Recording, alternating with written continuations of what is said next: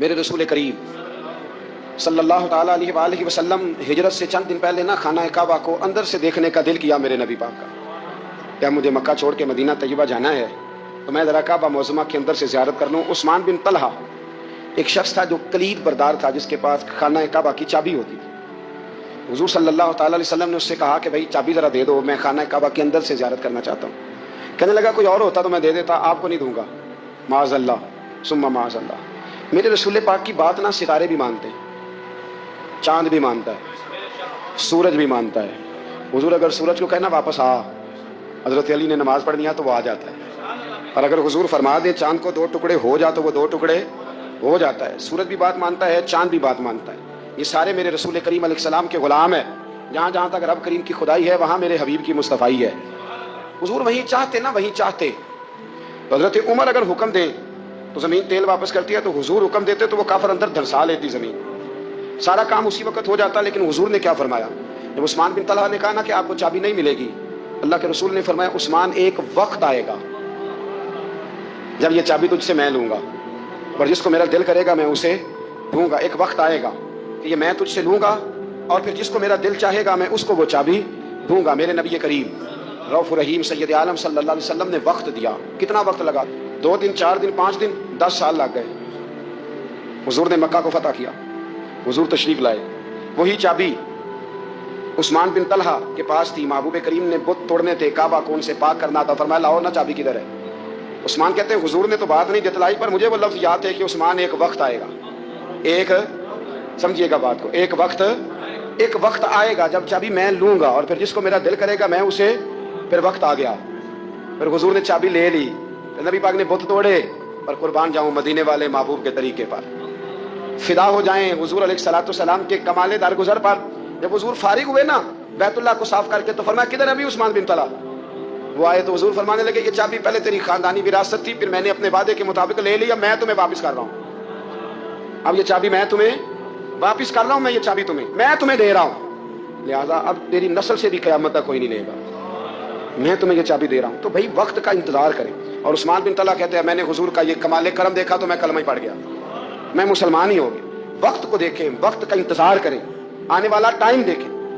ہم نا ٹائم نہیں دیتے، ہمیں جلدی بڑی ہے. کاروبار ٹھیک ہو جائے تو شام کو ہو جائے، بچہ تندرست ہو جائے تو پھر شام کو ہو جائے، مخالفین ٹھیک ہو جائیں تو شام کو ہو جائیں. ہمارے سارے کام شام سے پہلے، بلکہ جو ولی بننا چاہتا ہے وہ بھی کہتا ہے 1.25 گھنٹے میں بنا دو، لیٹ نہ کرو. کیونکہ بہت سارے تو کہتے ہیں ایک نظر کریں. میں نے کہا آپ کوئی عمل بھی کریں نا، آپ تھوڑی محنت بھی کریں نا. کہتے ہیں ایک نظر کریں. ہمارے درویش کہا کرتے تھے کہ آج کل مرید کہتے ہیں نہ نماز پڑھاؤ، نہ روزہ رکھاؤ، نہ وظیفہ کراؤ، نہ کوئی اور کام کراؤ، سانو ایویں ہی بخشاؤ.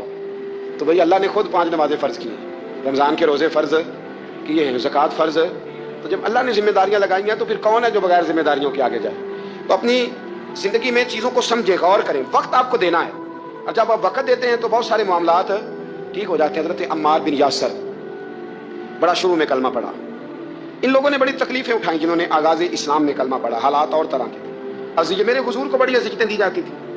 ابو لہب، عقبہ بن ابی معیط، یہ حضور کے 2 ہمسائے تھے. کچھ نفسیاتی تکلیفیں لوگ دیتے ہیں، ذہنی طور پر پریشان کرتے ہیں، مزاج ہوتا ہے. وہ دونوں کیا کرتے تھے؟ وہ سارا اپنے گھر کا کوڑا کرکٹ لا کے حضور کے دروازے پر پھینک جاتے.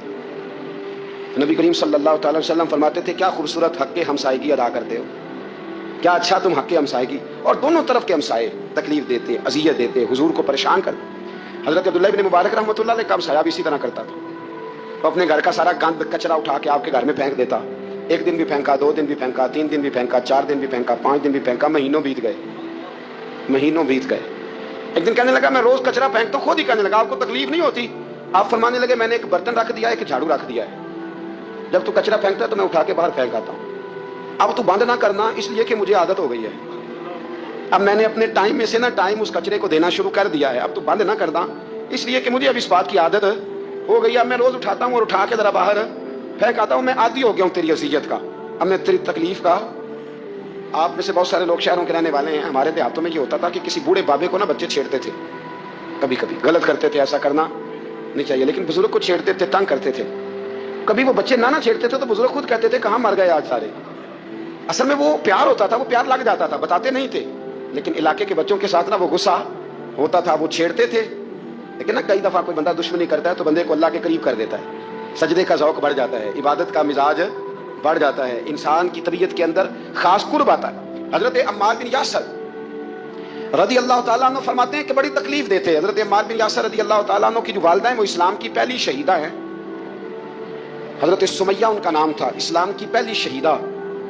ان کے زیر ناف ابو جہل نے نیزہ مار کے انہیں شہید کر دیا۔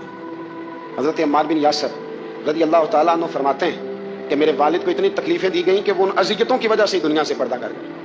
حضرت عمار بن یاسر کو خود کافر اتنا مارتے تھے کہ وہ اپنی حواس کھو بیٹھتے تھے اور ایسی باتیں کرتے تھے کہ سمجھ نہیں آتی تھی کہ یہ عمار بن یاسر بول رہے ہیں۔ اتنی سخت اذیت دیتے، اتنی سخت۔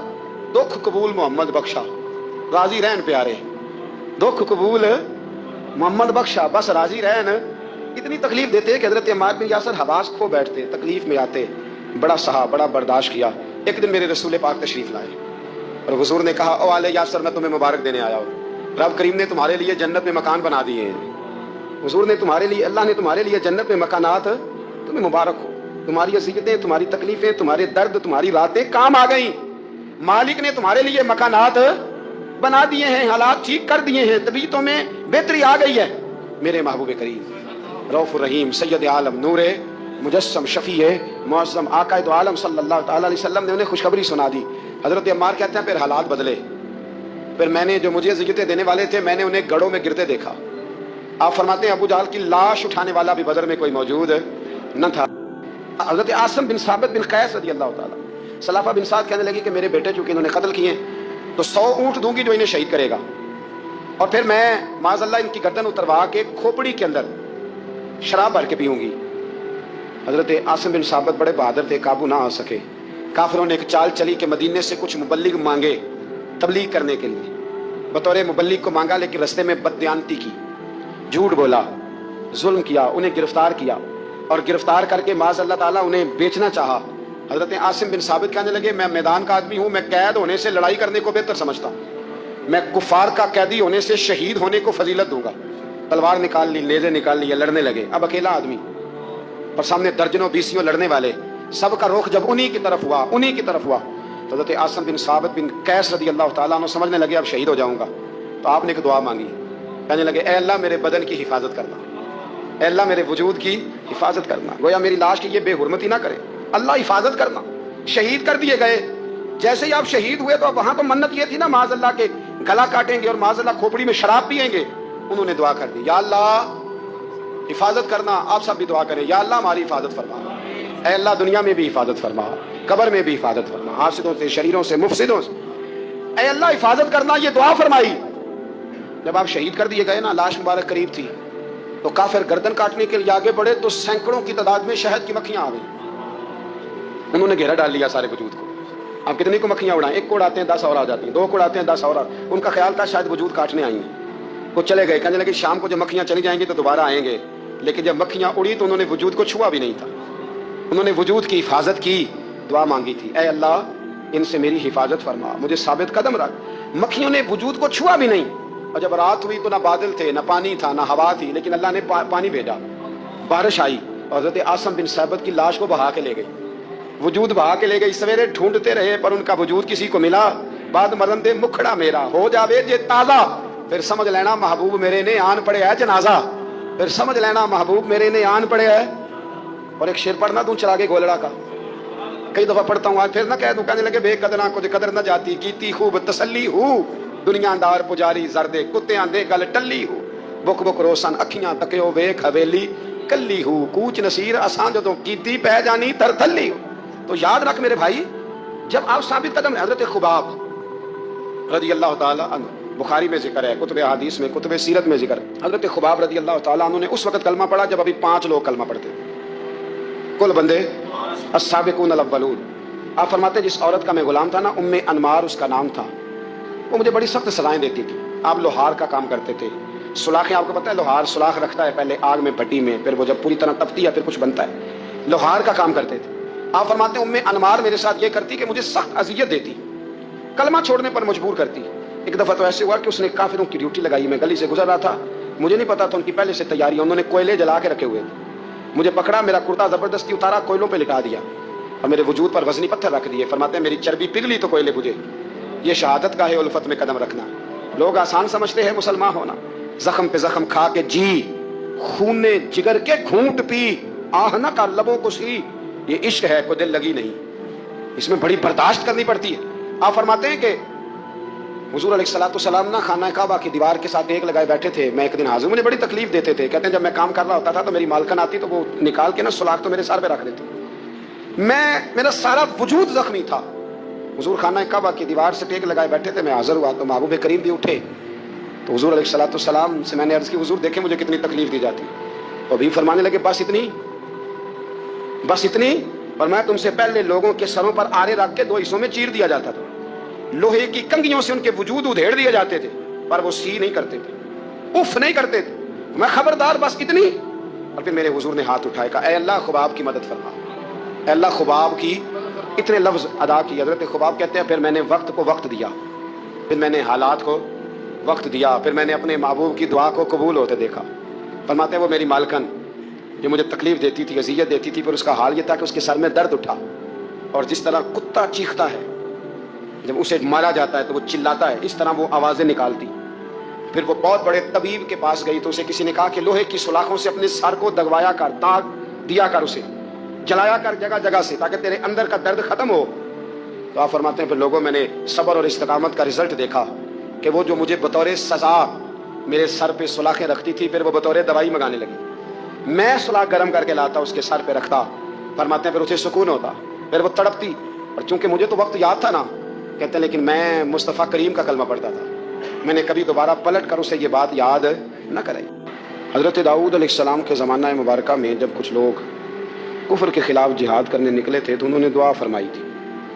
دعا کے الفاظ بڑے خوبصورت ہیں. قرآن مجید کا تو حرف حرف ہی بڑا پیارا ہے اور لفظ لفظ ہی بڑا حسین ہے. کہ ربنا افرغ علینا صبرا, اے اللہ ہم پر صبر انڈیل دے. اللہ ہم پر صبر انڈیل دے, ہمارے اوپر صبر بھیج دے, ڈال دے ہمارے اوپر صبر. اور ثبت اقدامنا, اور ہمارے پیر جما دے. فانصرنا علی القوم الکافرین, اور کافروں کے مقابلے میں ہماری مدد فرما. کافروں کی قوم پر ہماری مدد فرما. اے اللہ ہم پر صبر انڈیل دے اور ہمارے پیروں کو استقامت عطا کر دے. جہاد زندگانی میں جب انسان نے سفر کرنا ہے نا, تو اگر وہ کمزور پڑے گا تو سفر نہیں کر سکے گا, گھبرا جائے گا تو سفر نہیں کر سکے گا. کیا کہا تھا اقبال نے, تندی باد مخالف سے نہ گھبرا اے عقاب, یہ تو چلتی ہے تجھے, یہ تو چلتی ہے تجھے اونچا اڑانے کے لیے.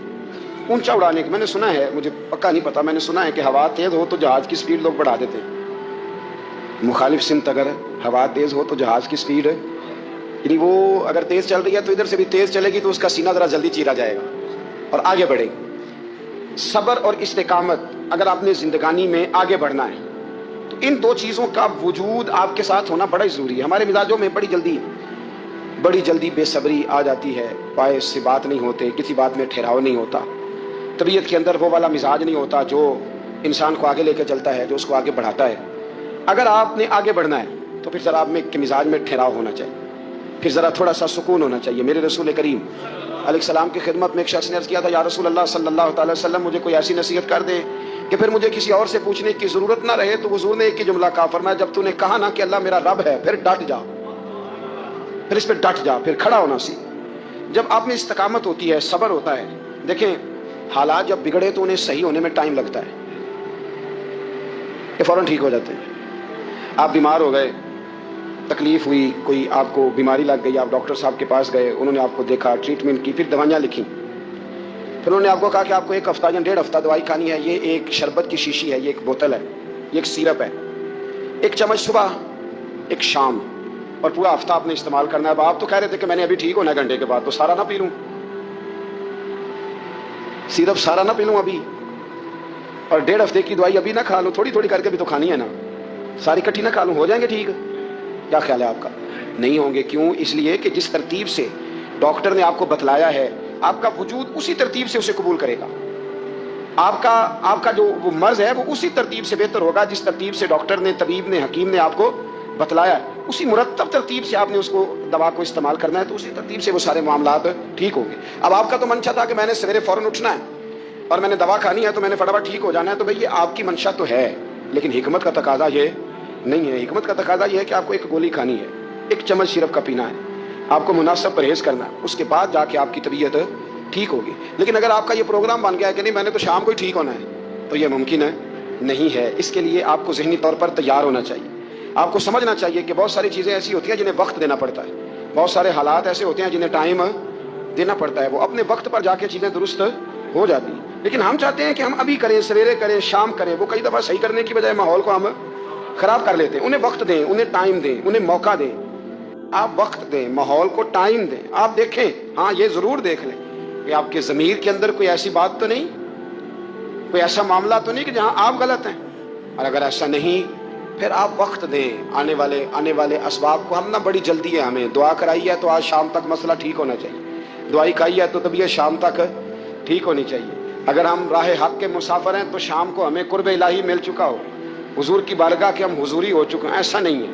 آپ وقت دیں، سفر کو جاری رکھیں، تسلسل کے ساتھ سفر کریں، سفر کے لیے جتنے اسباب کی ضرورت ہے وہ سارے اکٹھے کریں، محنت پوری کریں، جدوجہد پوری کریں، ہمت پوری کریں، لیکن پھر نتیجہ اپنے رب کریم پہ چھوڑ دیں، پھر رزلٹ اپنے اللہ۔ کئی دفعہ ہماری چاہت اور ہوتی ہے اور اللہ کی حکمت اور ہو، تو اللہ کی حکمتوں پر بہت ساری چیزوں کو چھوڑیں۔